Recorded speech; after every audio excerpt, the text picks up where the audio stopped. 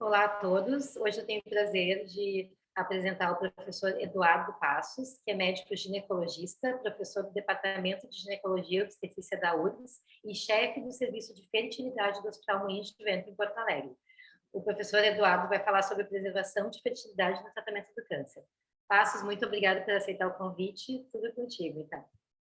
Muito obrigado pelo convite, Daniela. Nós que já, em alguns movimentos, já tivemos junto com este assunto, que é extremamente contemporâneo. Tá?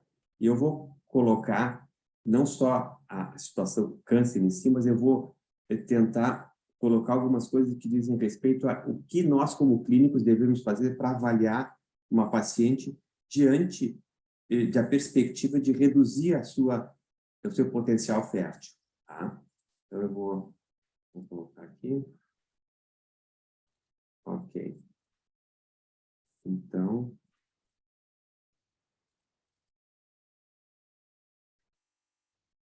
ok. Então, de novo, por que o tema é contemporâneo? Porque, na realidade, hoje em dia, nós temos uma situação muito presente, diz respeito ao trabalho de vocês, que é a vida pós-câncer. Né? Além da situação da postergação da maternidade inerente à longevidade, as mulheres hoje são muito mais longevas e, por conta disso, estão postergando a maternidade. Manuseio da sua contracepção, aspirações profissionais, rupturas de relacionamentos, e aí vem pacientes com mais idade, com novos casamentos, enfim, fizeram com que, no mundo inteiro, a idade média do primeiro filho aumentou. E aumentando a idade média do primeiro filho, também aumentou a situação de infertilidade, porque o risco de não conseguir gestar aumenta com a idade, por algumas situações. Possibilidade de que a gente tenha um acúmulo de fatores que possam ameaçar a fertilidade. O câncer é uma delas.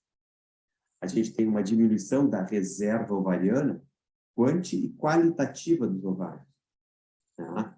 Então, com o tempo, a gente tem uma diminuição do número de óvulos e uma piora na qualidade. A gente tem um aumento das aneuploidias e diminui a chance de implantação. Isso diz respeito à situação idade.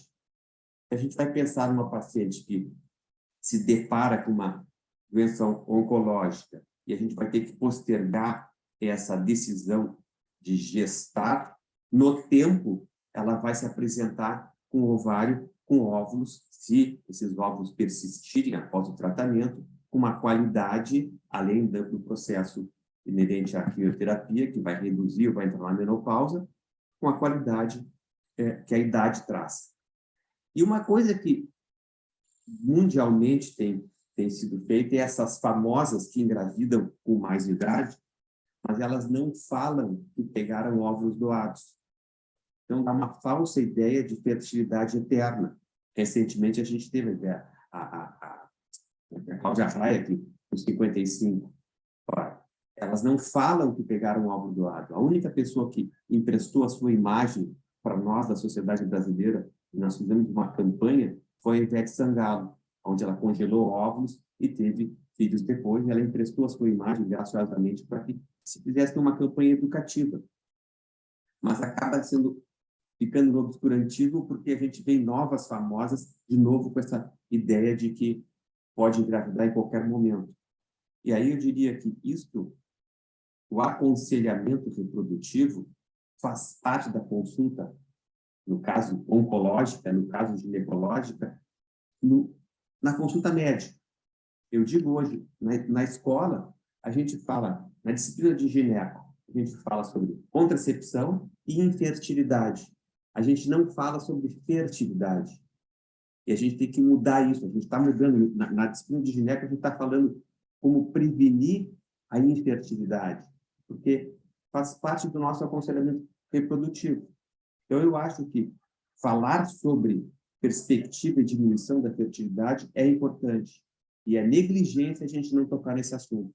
Porque, além dos hábitos de vida que vão interferir com a reprodução, álcool, fumo, baixo peso, obesidade, infecções sexualmente transmissíveis vão importar e vão diminuir o desejo reprodutivo. Além do que a gente já sabe que a reserva ovariana começa a diminuir, principalmente aos 35 anos. Então, quais são as razões que é inexorável no tempo, diminui a fertilidade? Diminuição do número de folículos, fatores endócrinos, alterações no trato reprodutivo, infecções, qualidade do embrião, qualidade do óvulo, aneuploidias, alterações genéticas. Todas dizem respeito à qualidade do óvulo. E aí, que a gente sabe do funcionamento ovariano, que a mulher, com 20 semanas de gestação, ela tem 7 milhões de óvulos. Nasce com 2 milhões. Quando começa a menstruar, 400 mil. Com 35 anos, 25 mil. Na menopausa tem 1.000. Ou seja, e com a qualidade extremamente alterada. Então, há um declínio do número e uma piora na qualidade dos óvulos.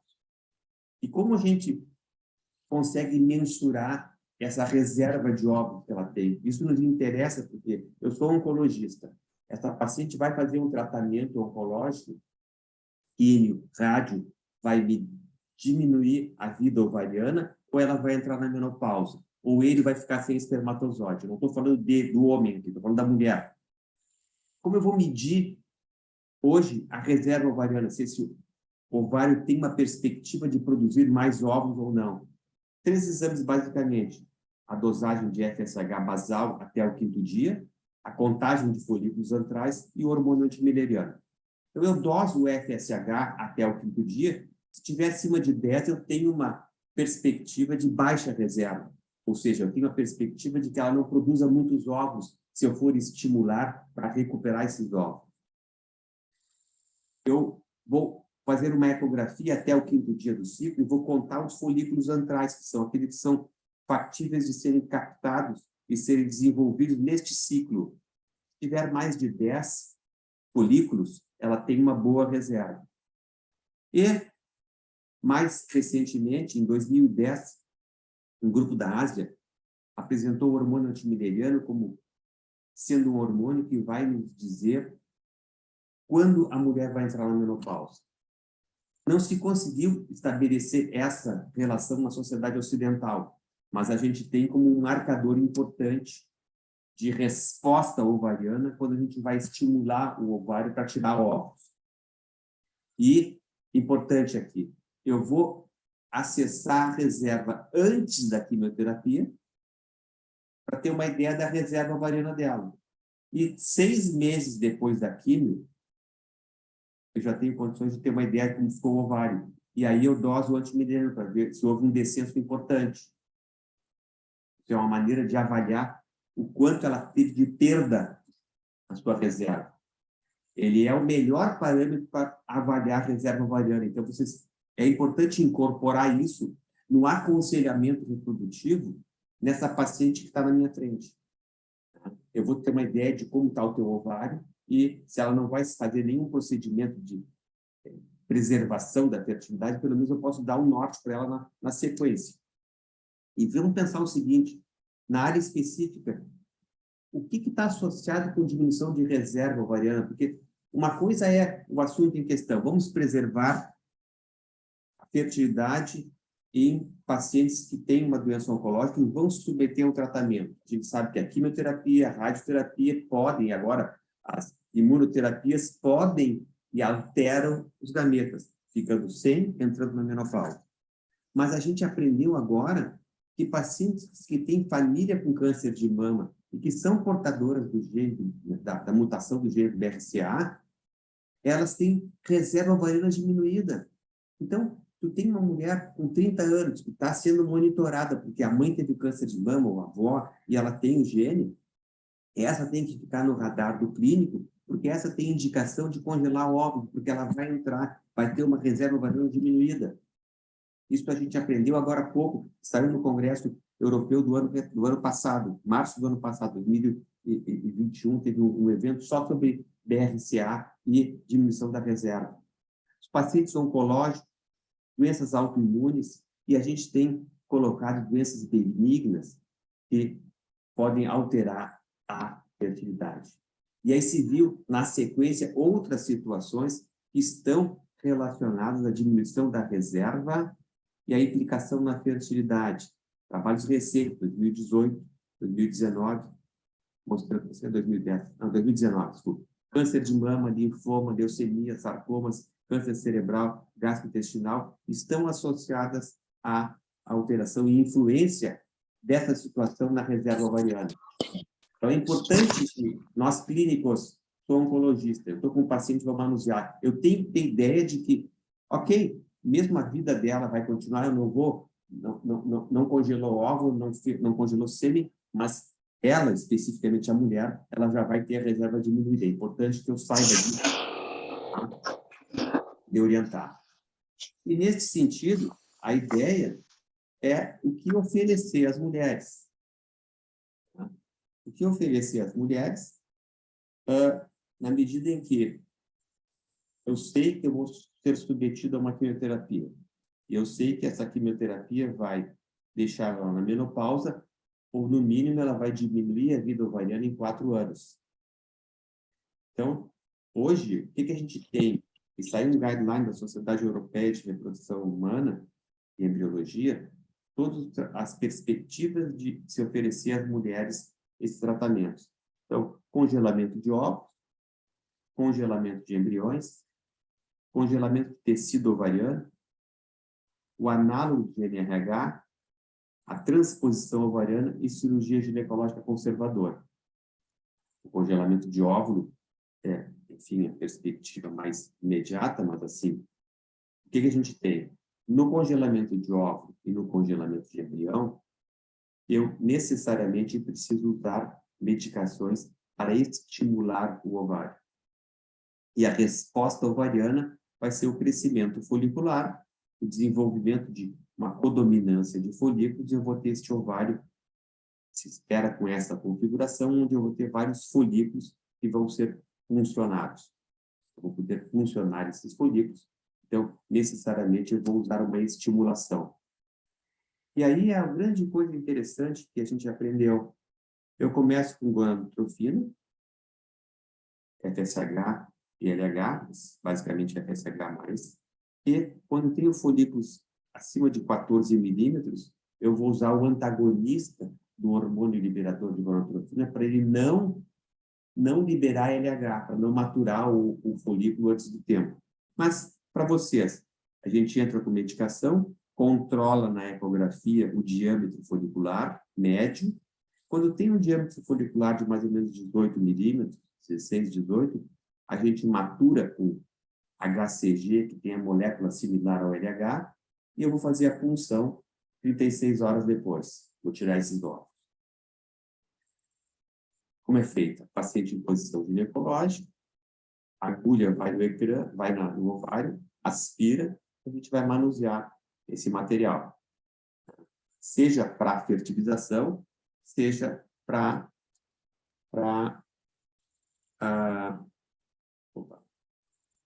aqui eu estou com a paciente em posição ginecológica.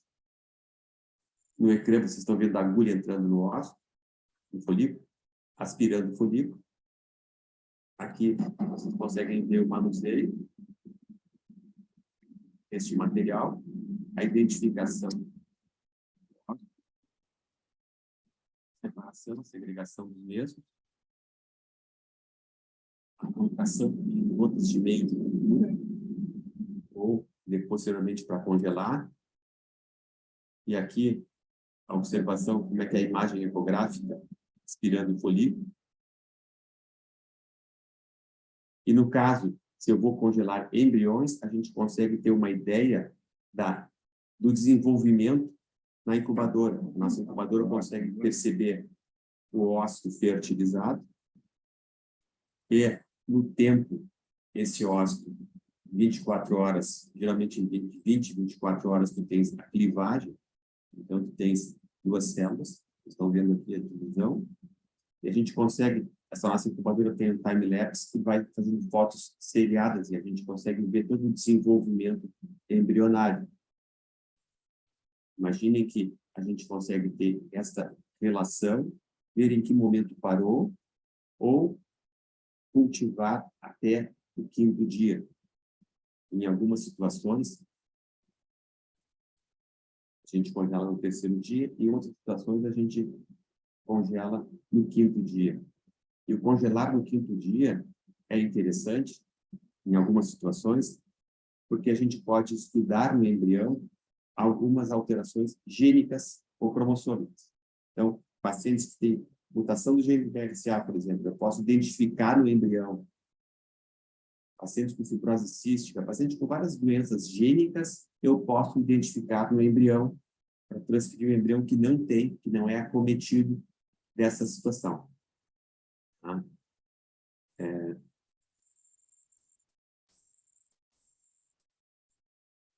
Procurei dar só um caráter visual, e aqui estão os ossos. Nas pacientes, imagine o seguinte, quando a gente usa as gonadotrofinas e aumenta o número de folículos e de ossos, a gente aumenta o estradiol. Então, pacientes com câncer de mama, eu fazendo isso, eu vou ter um pico de estradiol enorme. Então, a gente usa o letrozol durante toda a estimulação, e com isso a gente não tem o aumento do nível de estradiol, e é um fator que faz com que o ovário responda, mas não tem repercussão sistêmica, e essa proteção é importante nas pacientes com câncer de mama, que vão preservar a fertilidade congelando o óvulo ou embrião. Elas vão usar a estimulação, mas elas vão usar concomitantemente o letrozol, inibidor da aromatase. E uma coisa que a gente aprendeu é que a gente antes esperava a mulher menstruar e começava a estimulação. Isso ainda faz parte do imaginário de vários clínicos, vários oncologistas. Ah, não vou ter tempo de mandar para congelar o óvulo, agora tem que tratar. Em qualquer momento do ciclo, tu pode começar a estimulação. Então, essa paciente foi diagnosticada com câncer de mama, mais frequente nas mulheres. Foi diagnosticada com câncer de mama. Ela vai fazer a cirurgia e vai ver o resultado, vai fazer a quimio provavelmente na outra semana. Então, nós temos aí 15 dias, 20 dias para poder tirar esses óvulos, independente se vai fazer a cirurgia ou não. Então, tu podes começar, e além disso, este processo envolve 12 dias.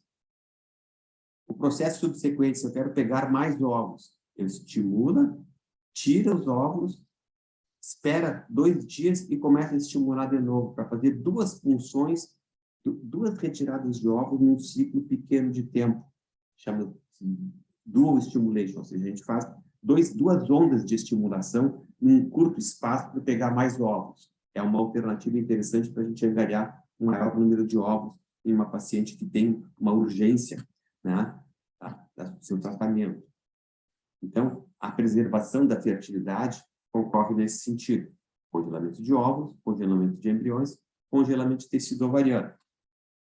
E as indicações, além do câncer, são as outras, e eu insisto na situação genética e na situação do BRCA. O congelamento de óvulo, ele é uma técnica estabelecida, deixou de ser experimental em 2012. Então, qual é a vantagem? Não necessita um parceiro, a mulher tem mais autonomia para decisões futuras, ou seja, eu estou com um sujeito agora, amanhã eu estou com outro e eu estou com um embrião. Se eu congelar embrião, eu tenho, é daquele primeiro parceiro, não do segundo. Então, dá mais autonomia para decisões futuras. E, respeitando o aspecto religioso, não tem conflitos religiosos. Eu tenho um embrião guardado, é um ser, enfim, é uma situação que deve ser respeitada. E a questão que se coloca é quantos ovos nós vamos congelar. E aí tem um trabalho de 2016, e esse mesmo grupo fez o mesmo trabalho, com o mesmo título agora em 2022, onde eles pegaram mulheres com 35 anos para baixo, 36 igual para cima, e relacionaram aqui o número de ovos com chance de nascidos vivos, dependendo do colo. Se eu tiver 10 óvulos no grupo de menos de 35 anos, 60% de chance de nascidos vivos, dependendo do colo. Se ela tiver acima de 36, cai para 29%. Olhem como o fator idade interessa. Se tiver 15, 85%. E aqui eles tiveram a média de 11, 35%. Então, a pergunta sempre, quando congelar ovos, independente da situação oncológica, de preferência antes dos 35? Quantos? De preferência de 10 ou mais. Até quando isso não é uma resposta, porque não tem como a pessoa voltar no tempo. 37 é melhor que 39, é melhor que 40. O congelamento de embrião é uma técnica bem estabelecida, necessariamente precisa de parceiro ou de acesso a um banco de sêmen, e existem algumas considerações éticas e religiosas, e o Conselho Federal de Medicina permite o descarte dos embriões até, não antes de 3 anos, então ele tem que ser mantido durante 3 anos, e a partir daí pode ser descartado. E o ano passado o Conselho Federal de Medicina fez uma normativa que só pode ser descartado depois de 3 anos com autorização judicial. Então, complicou a vida das pessoas. E agora acabou de retirar essa autorização judicial. Então, voltou a ser como era antes. Depois de 3 anos, pode descartar. Então, de novo, para fazer o congelamento de óvulos, eu necessito da estimulação e da punção folicular. Eu vou congelar óvulos, ponto. Se vai ser feito em embriões, espermatozoides formam os embriões. Essa é a primeira ideia diante de uma mulher, diante de um casal acometido de uma situação oncológica. Nos Estados Unidos, hoje, câncer, congelamento de óvulos, a situação eletiva, ou seja, mulheres que, por postergarem a maternidade, pensam em ter uma situação melhor do ponto de vista qualitativo e perspectiva reprodutiva, tem congelado mais, suplantou o câncer nos Estados Unidos, a situação eletiva. A segunda situação interessante é o congelamento de tecido ovariano. Tem pacientes jovens que vão ser submetidos. Hoje em dia, a gente pensa, na verdade, o tecido ovariano também diz respeito à situação hormonal. E principalmente em pacientes pré-púberes.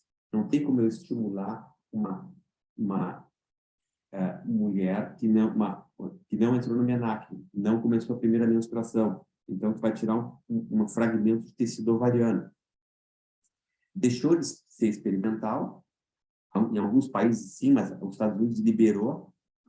A questão toda é que tu não vai fazer isso em doenças, a discussão em doenças hematológicas, em câncer de ovário, pode ter uma recrudescência da doença com o transplante dessas células. Então, dependendo do tipo de situação oncológica, não ainda é factível, porque tu tens o retorno da doença, ou pelo menos o reimplante dessas células oncológicas, doenças câncer de ovário e doenças hematológicas.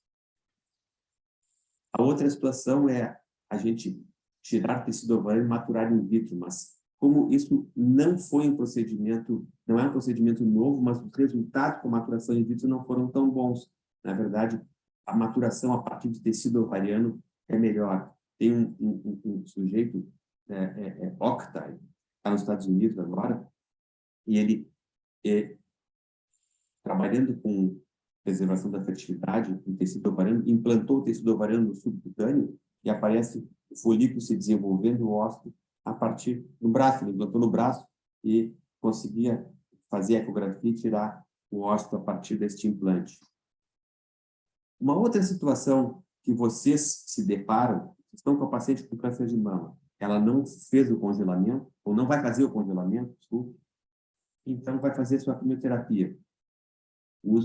Desconfigurou aqui, mas o análogo de NRH, ele faz uma supressão temporária da função ovariana e deixa a mulher no estado pós-menopausa. Então, diminui a exposição aos hormônios ovarianos. Tá? O que acontece? Não se tem ainda resultados relativos à utilização dessa prática como realmente preservadora da fertilidade. Então, a Sociedade Europeia coloca que não pode ser considerado um método comprovado de preservação da fertilidade. Ele reduz sangramento vaginal em pacientes com plaquetopenia, com pancitopenia. Então, paralelamente à situação oncológica, também a parte clínica pode ser contemplada utilizando essa prática de deixar ela na menopausa. Faz tempo já eu conversei com o pessoal da ONCO, há um tempo atrás, a gente acabou não fazendo. A gente tem várias pacientes que estão aí no clínica em situação desse tipo e que não têm a sua preservação por congelamento de óvulo, e a única situação que seria factível, considerando o SUS, hoje seria essa. Se a gente começasse a usar isso, contar a reserva ovariana antes, depois, ao longo de alguns anos, nós teríamos essa resposta. Falta a gente se organizar nesse sentido. E aí eu proponho que a gente volte a conversar sobre isso, Daniela, sobre essa perspectiva de a gente poder ter essas respostas no longo tempo, no médio tempo. Mas a transposição ovariana, sim, isso aí eu tenho uma radioterapia local, então eu vou transpor o ovário mais para cima, saindo da área de irradiação. E, além desse tópico, um outro tópico interessante que a gente coloca sempre a gente é elencado nos itens de preservação da fertilidade, cirurgia conservadora, cirurgia ginecológica conservadora da fertilidade. Paciente jovem com CA de colo, tem indicação de panesterectomia, mas ele é muito jovem. Então, a gente vai fazer uma cirurgia mais econômica e, no tempo, ver o quanto a gente vai poder monitorar ela para poder ter a sua gestação. Isso aí tem sido feito e é um capítulo. Agora, no próximo livro do Rotinas em Ginecologia, a gente colocou este capítulo.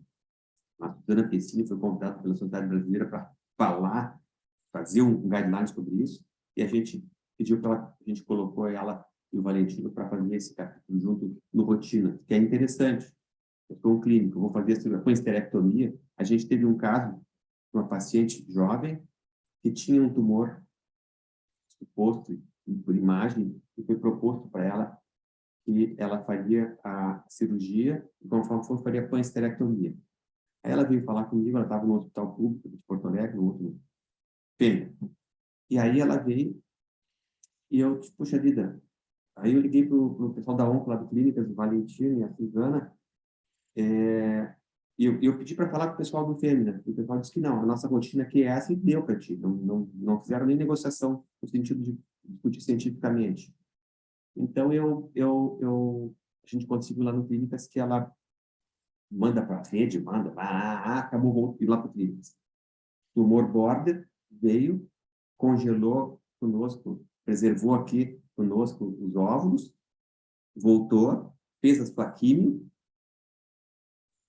e, passado a químio, passado tudo, ela voltou para querendo engravidar agora, mesmo tendo os óvulos congelados, mas a sua reserva ovariana tão boa que ela voltou a ciclar e a gente orientou, fez o controle da ovulação, ela está grávida naturalmente, sem usar os seus óvulos. Mas foi um caso de preservação de fertilidade, cirurgia oncológica conservadora, tumor borderline, depois que fazia químio, então depois a perspectiva é que depois ela faça uma cirurgia mais agressiva. Eu acho que, sucintamente, eu falei rápido demais, talvez, mas esse é o guideline da Sociedade Europeia de Reprodução. Então, o que eu tenho aqui? Eu tenho preservação da fertilidade. Opa. Paciente tratado, vamos considerar a proteção com análogo. A gente não sabe, mas vamos considerar a proteção com análogo. Para a intervenção, eu vou fazer biópsia ovariana e vou congelar o tecido ovariano. Ou vou fazer maturação in vitro a partir dessa biópsia ovariana. E aí eu vou congelar o óvulo. Vou fazer uma estimulação ovariana e vou tirar o óvulo. Ou vou fazer uma estimulação, vou fazer a fertilização a partir de do parceiro ou de doador e congelar embrião. Então, eu vou ter guardado tecido ovariano, óvulo ou embriões. E o uso subsequente vai ser o autotransplante, ou o crescimento in vitro, ou a fertilização desses óvulos, e colocar os embriões na mulher ou no útero de substituição. Tá? Isso é bem interessante ter presente para esse quadro. Eu não falei em nenhum momento aqui a situação do homem, pois a situação do homem, desde há muito tempo, se congela sêmen dos pacientes oncológicos. Em 89, o Centro Europeu de Oncologia mandava para a Universidade de Milão os pacientes para congelar sêmen que iam fazer tratamento oncológico.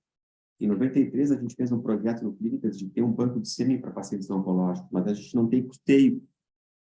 O grande problema nosso na instituição pública é que não tem custeio. A fertilização in vitro, o SUS não dá. Clínicas tem um programa, e nessa segunda-feira até fui chamado, teve uma audiência no Ministério Público, porque os pacientes transgêneros querem congelar o óvulo e congelar sêmen, preservando sua fertilidade. E que eu coloquei na audiência. Perfeito, respeitável, são organizados, estão reivindicando o seu direito.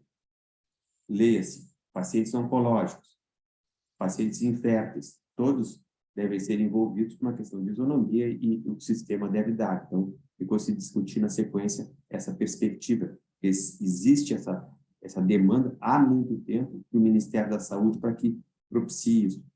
Né? E se a gente pensar nos pacientes oncológicos, basicamente, a situação, em termos de número, vocês podem me dizer, certamente, os homens e as mulheres em idade fértil, se a gente pensar até 40 anos, nós temos uma população muito grande. Eu não tenho dados aqui, mas quando a gente fez o modelo de atendimento aqui no Hospital Moinhos de Vento, a gente tinha bem presente o número de casos, nós pegamos no ano 2018, quantos casos oncológicos tiveram, quantos de mama, quantos eram de até 40 anos. Eu não tenho esse dado aqui para passar para vocês. Mas a situação mais interessante, que me deixa bem entusiasmado, é essa perspectiva que a gente está vendo agora. Antimileriano recombinante, células-tronco. A gente tem um trabalho, eu fui mais entusiasta para células-tronco. Aí no hospital, no Clínicas, eu tenho, além da fertilização, tem um laboratório de embriologia e diferenciação celular, onde a gente faz pesquisas em células-tronco. Onde uma das linhas de pesquisa era preservação, reptilização testicular e reptilização ovariana. E a gente fez um modelo em animais, em ratos, onde a gente usou busulfan, teve a ausência de produção espermática e usou reptilização testicular a partir de células-tronco. Foi um pós-doutorado da Marilise Horn, que é professora da URGS, né? E a gente fez a mesma coisa em ovário. Então, é uma perspectiva mais a longo prazo. Tem um japonês, agora pesquisador, ele conseguiu diferenciar gametas a partir de células-tronco mesenquimais, a partir de células-tronco de outras áreas. Então, não de células germinativas. Então, ele diferenciou, formou gametas e constituiu uma prole de camundongos a partir disso. Tá? É uma situação extremamente interessante. Ele conseguiu formar gametas a partir de células-tronco. Mas se a gente pensar no antimileriano, eu não dei a explicação maior do antimileriano, mas o antimileriano, ele está nas células dos folículos, nas células da granulose dos folículos pré-antrais. O que são os folículos? A mulher nasce com os óvulos para a vida inteira. E esses óvulos recebem a onda de FSH e eles recebem mais receptor de FSH, começam a se desenvolver nos folículos e começam a crescer, sendo que um torna-se o dominante, esse vai eclodir, vai liberar o óvulo, e os outros vão entrar em atrofia. Se a gente pensar, se tu empurra FSH para o ovário, todos eles vão se desenvolver. Por que não, a mulher não perde todos os óvulos de uma vez, se é uma onda de FSH? Porque os que estão ainda em estágio inicial, eles têm hormônio antimileriano que protege dessa maturação. Então, ele retrata a população de óvulos que está aquiescente e impede que eles sejam desenvolvidos numa onda só. Então, a ideia é usar esse hormônio antimileriano recombinante. A paciente vai fazer quimioterapia e vai receber o antimileriano recombinante para que a gente tenha proteção desses postos, nesse sentido, deixar eles aquiescentes. É uma perspectiva, tem que sair trabalho nesse sentido agora. Eu espero ter esclarecido o que a gente faz na prática. Mais frequentemente a gente faz congelamento de ovo, e a gente recebe muitos pacientes da Daniela, do serviço de mastologia aqui do Moinhos de Vento. O que a gente precisa é sensibilizar mais os colegas nesse sentido, porque o que está acontecendo nos Estados Unidos, os pacientes estão demandando os profissionais, porque as demandas na área jurídica são muito mais pela informação do que pelo resultado. A gente pensar que há muito tempo, em 95, a ONU escreveu que todo indivíduo tem direito de decidir quando, decidir se quer ter filhos, quando e quantos. Mas a ONU não diz o seguinte, que as informações corretas sobre idade e fertilidade devem ser abordadas pelo médico, como parte do planejamento reprodutivo. Porque não é só eu querer, né? Eu acho que é importante que todos nós que trabalhamos na área, a gente tenha consciência de que a reserva ovariana é um patrimônio finito. E a quantidade e a qualidade dos óvulos inicia seu declínio a partir dos 35 anos, ou uma intempérie que se abala na vida da mulher. Como, por exemplo, a reunião em questão, uma doença oncológica, uma situação em que a gente acaba se deparando com essa situação. Então, invariavelmente, a gente tem que ter atenção a isso. Eu entendo que o oncologista está na frente de uma paciente jovem, ou uma paciente, enfim, menos de 40, que tem perspectiva, até hoje em dia até 50, a gente tem essa demanda aí. Não interessa. Ele não tem tempo para explicar tudo isso, mas ele tem que colocar na equipe, e isso a gente tem visto, a Daniela testemunha disso, a gente tem uma interação importante, a gente tem que ter, a equipe de reprodução tem que estar à disposição pelo menos imediatamente ou até 48 horas, para que essa paciente possa ter informações. Eu acho que isso é o mais importante. Tá? Esse guideline, até sugiro quem quiser dar uma lida na Sociedade Europeia de Reprodução Humana, o guideline da preservação da fertilidade, para entrar no ASHRAE Guidelines, que tem esse guia. Tá? Sucintamente, eu procurei colocar essas informações. Eu acho que a discussão que se coloca na sequência é realmente a gente introjetar isso na nossa prática clínica. Eu entendo perfeitamente que vocês, na condição de clínico, diante de uma situação muitas vezes gravíssima, a gente já se deparou com situações assim de uma paciente com uma leucemia, uma situação aguda, que queria preservar, mas a situação clínica impedia, porque ela tinha que entrar com a quimio em 48 horas. Então, essa interação com o clínico e a Daniela, a gente faz isso frequentemente, a gente acaba interagindo, essa pode, essa não pode. Agora nós temos uma paciente em comum que já passou pela quimio, já passou, estava com tamoxifeno, e aí ela queria gestar, ela voltou para a Daniela ainda não, agora a Daniela liberou e agora ela está em processo. Então, a gente tem que saber, a gente aprendeu muito, né, nessa interação, tem aprendido muito nessa interação. Mas eu acho que a sensibilização dos profissionais de saúde com o aspecto reprodutivo, eu acho que é a coisa principal. Porque nós estamos vivenciando hoje uma gama de mulheres de 38 a 44 anos sem acometimento nenhum oncológico, mas que querem engravidar, mas não tiveram a informação que os seus óvulos não têm a qualidade que teriam antes dos 35. Então, a gente tem que ter atenção a isso e atenção aos tratamentos que vocês... E aí vocês sabem as classificações das químicas, quanto mais gonadotróxico, menos gonadotróxico. E agora com as imunes também. Enfim, espero ter rapidamente esclarecido algumas coisas e fico à disposição. Maravilha, muito obrigada, Praças, excelente. Eu quero abrir para o pessoal que está assistindo poder fazer perguntas. Eu tenho algumas questões que eu quero conversar contigo, mas vamos só ver se o pessoal tem alguma pergunta. Pode abrir a câmera, só o microfone, não tem problema. Quanto... Professora, aqui é Thiago. o Raine. Não, eu só queria agradecer a palestra, a aula, porque isso eu acho uma coisa extremamente importante, né? A gente abordar essa questão de fertilidade. E assim, ó, eu nunca abordei isso com nenhuma paciente, eu acho, em quase 2 anos, atendendo no SUS, né? As pacientes, a gente pega paciente de tudo que é idade, de tudo que é tipo de câncer, mama, colo de útero, cólon, tem pacientes jovens, né? Melanoma. E não é uma coisa assim, então acho que vale muito para a gente ficar atento, né, a tentar entrar nesse tipo de assunto, né, porque às vezes a gente não se dá conta, né, que a paciente não tem filhos, a paciente quer ter filhos, e a gente está dando quimioterapia e não oferece essa possibilidade.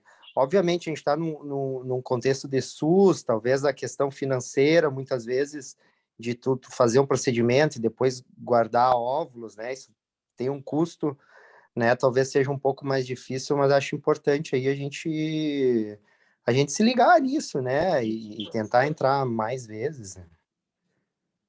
Excelente, Obrigado, Thiago. Thiago. Eu acho extremamente importante o que ele falou. Na realidade, o que acontece? A gente tem que começar a colocar isso e colocar isso em prontuário, que a gente vai ser demandado no futuro. Como é que eu não fui avisado? Então, uma coisa legal e educacional para nós. Segundo, a gente às vezes subestima os pacientes. Não é porque ele é SUS que ele não tem capacidade de eventualmente investir no tratamento. O que a gente fez aqui no Moinhos, os pacientes oncológicos automaticamente já tem um parcelamento muito maior do seu tratamento. Para vocês terem ideia, o congelamento de óvulo hoje custa, com as medicação gasta uns 4 mil. E o custo no hospital é 11 mil. Olha a coisa dispara aí, né? Medicação é quase metade do custo de toda a equipe médica, de toda a estrutura, mas assim, o hospital tem a sensibilidade de fazer isso.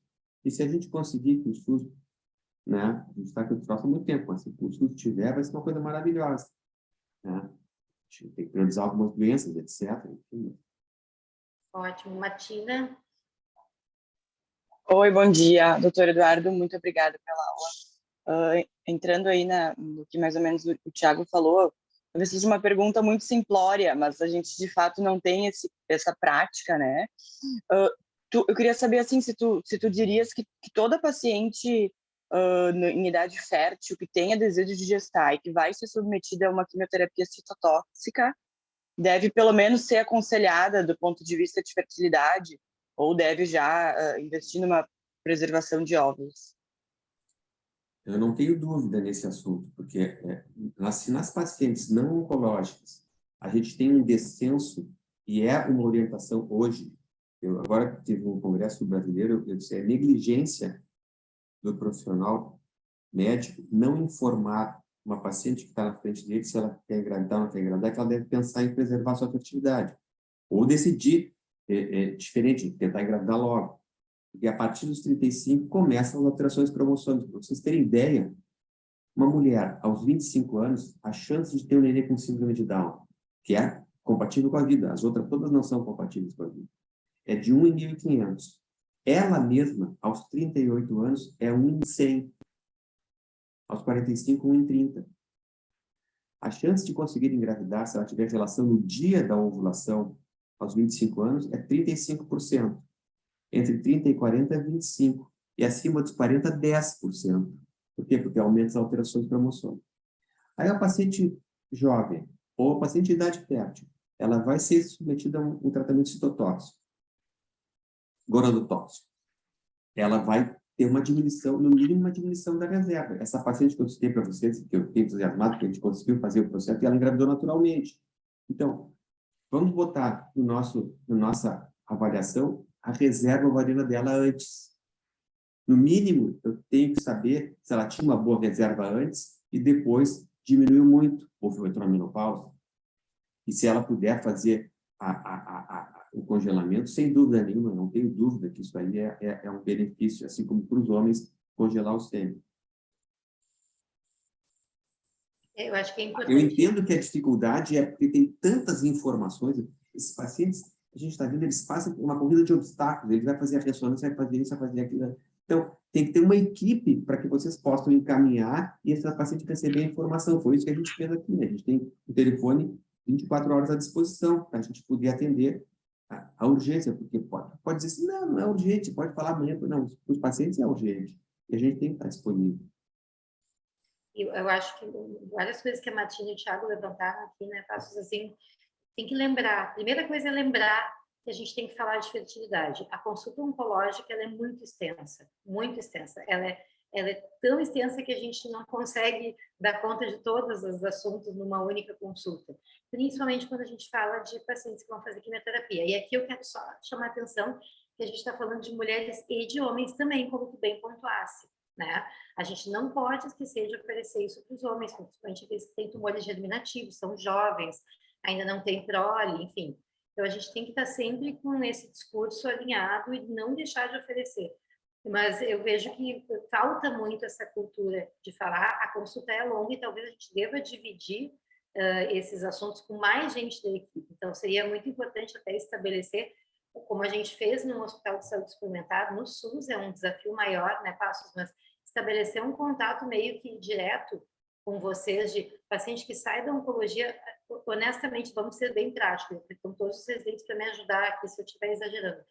É muito difícil abordar a questão de fertilidade numa consulta que a gente aborda a químio, a perda do cabelo, como é que vai ficar a questão sexual, né? A gente fala nos filhos, mas explicar o procedimento, tudo isso é uma demanda muito grande. Então, talvez o segredo, e se criar um modelo que possa ser reproduzido em outros hospitais do SUS, é ter um contato direto com esses pacientes da oncologia, para que eles, de alguma forma, saiam da consulta e já recebam alguma orientação, nem que seja de uma enfermeira, de alguém que vai deixar uma consulta marcada. Eu acho que a gente é bom porque a gente pode maturar algumas coisas. Primeiro, a coisa de pesquisa. Segundo, como é que a gente organizou a reprodução endoclínicas? A gente pontuou numa enfermeira. Então, os pacientes vêm no ambulatório e a gente tem indicação de fertilização, marca com a enfermeira. A enfermeira monta grupos e a gente faz uma reunião por mês com os casais, onde nós nos apresentamos e ensinamos como é a fertilização. E depois eles estão aptos a fazer o processo. E o contato deles com a equipe é sempre focado na enfermeira. Então, essa enfermeira pode ser o nosso ponto. Ela está lá conosco no ambulatório e a gente pode depois alinhavar isso. É importante porque a gente tem que lembrar de todas, quando a gente fala de um assunto específico, a oncologia ela é multidisciplinar e a gente valoriza muito isso, porque a gente precisa não só na tua área, mas na cardiologia, na endócrina, a gente precisa de especialista toda hora, né? Cirurgiões, principalmente, radio-oncologistas, então, geneticistas, nem vou começar a citar, que são muitos. E a gente tendo esse contato, um fluxo um pouco mais organizado, é a única maneira de resolver. E também lembrando, né, que nós dois temos as duas experiências, tanto da saúde suplementar quanto do sistema público, que é um desafio em qualquer sistema, né? A questão é o médico aprender a lembrar disso, porque depende da gente trazer esse assunto.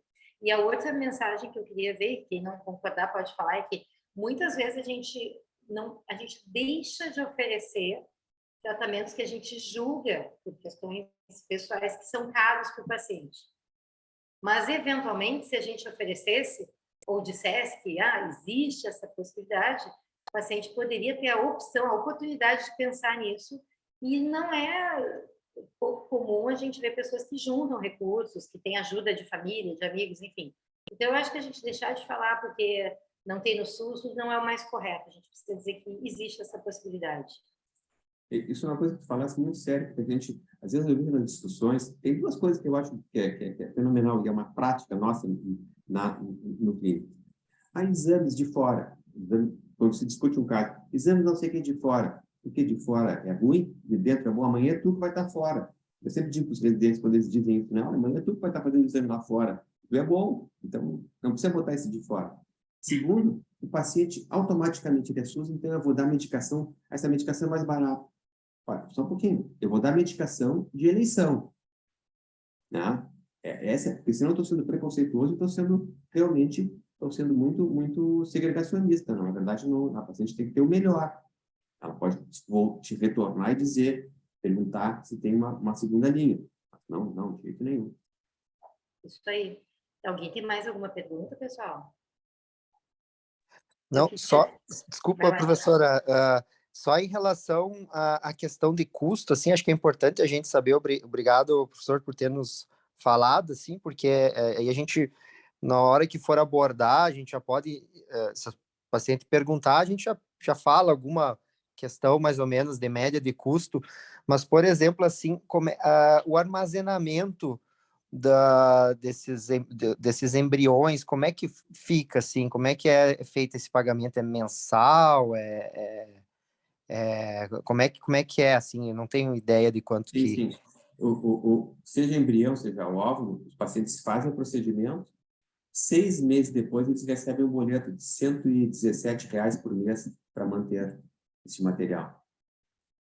É bom saber esse valor mesmo, né, Thiago, para a gente poder ter uma ideia. É 117 por mês que o hospital cobra. Mas a sensibilidade do hospital foi muito bacana, porque o paciente oncológico, a recepção já sabe as pessoas perguntam, vem na oncologia, normalmente esses procedimentos são feitos em 3 vezes. E o hospital já automático é 6, e às vezes faz em 10 vezes. Tá? Só o paciente a gente pedir para o financeiro faz em 10 vezes esse tratamento para os pacientes oncológicos. Tem bacana. Passos, como é que é quando a gente manda, por exemplo, se a gente for mandar uma paciente, uma mulher, já com quase 40 anos, ela vai ter a avaliação e, eventualmente, vocês vão julgar que não vale a pena fazer o procedimento, por exemplo. Os custos envolvidos nisso são só de consulta? Como é que funciona? SUS Sim, cobre, não cobre? Como é que é na isso? realidade, o que a gente acontece? A gente vai variando. Se o paciente, às vezes, a gente já tem paciente que veio do clínicas e aqui, na urgência, tu atende, tu não encobra, porque tu quer orientar, tu quer resolver o problema, né? Claro, os custos posteriores, sim, estão na urgência. Mas, sim, tu vai fazer os exames, tu vai fazer uma consulta e vai... Essa paciente tem 40 anos, vamos ver a reserva dela antes. E, às vezes, tem uma coisa bem interessante, né? O antimileriano, a gente já tem uma média assim. Se eu tenho um antimileriano de 1, eu vou conseguir no máximo 5 ovos. Se eu tenho um antimileriano de 0,5, eu vou conseguir no máximo 3. Agora, se eu tiver acima de 1, eu vou conseguir mais. Então, a gente tem que dar essa perspectiva, porque a pessoa não pode ir se atirar no procedimento, vou ter 10 ovos, só ter uns 5. Pô, tá? Primeiro, decidir se vai fazer ou não, a gente tem que ter muita sensibilidade, porque é o limite entre ser vendedor e ter sensibilidade de oferecer esse tratamento, porque a pessoa pode interpretar como sendo o fim da sua vida, e isso estou orientando no doutorado, no psicólogo, a gente está avaliando qualidade de vida antes e depois do congelamento, nas pacientes com câncer, nas pacientes eletivas.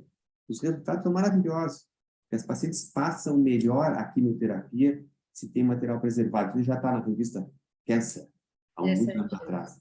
Bem Né? interessante. Então, a gente tem que ter essa sensibilidade. Eu posso dizer o seguinte, eu sei que eu vou ter poucos ovos, eu sei que acima de 40 anos é 10%, então tem que dar essas informações, e a tomada de decisão tem que ser conjunta, não dá para a gente cercear, mas também não dá para oferecer o céu, né? Então, é uma coisa muito, muito séria nesse sentido.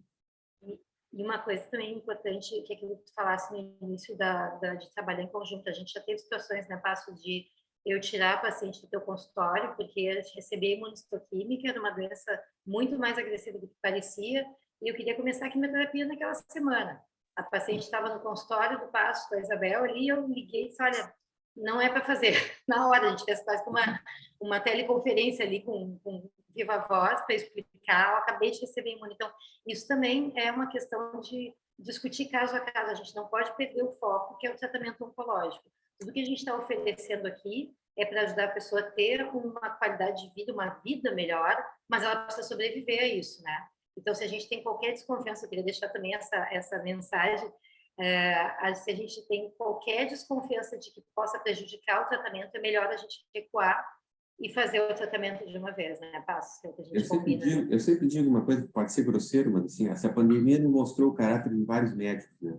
Vender procedimento é fácil, o difícil é ser médico. Eu acho que a gente tem que ter essa seriedade e sensibilidade. Maravilha. Alguém tem mais alguma pergunta, pessoal? Não, vou agradecer, excelente, Passo. Vamos desenvolvendo mais esse assunto agora, que se surgirem outras dúvidas, a gente já faz outras aulas também. Agradeço muito por ter aceitado o convite e o pessoal que está assistindo também. Essa aula vai ficar gravada no YouTube. Eu que agradeço e parabenizo, na verdade, tem que parabenizar a nossa universidade por ter a Daniela conosco e todo esse entusiasmo. Isso é o típico daquela situação de uma pessoa que sempre foi entusiasmada, entrou na universidade, está promovendo essas reuniões, que eu vi que tem um programa, então te parabenizo. Obrigada. Obrigada, pessoal. Tchau. Boa tarde para todo mundo. Obrigada.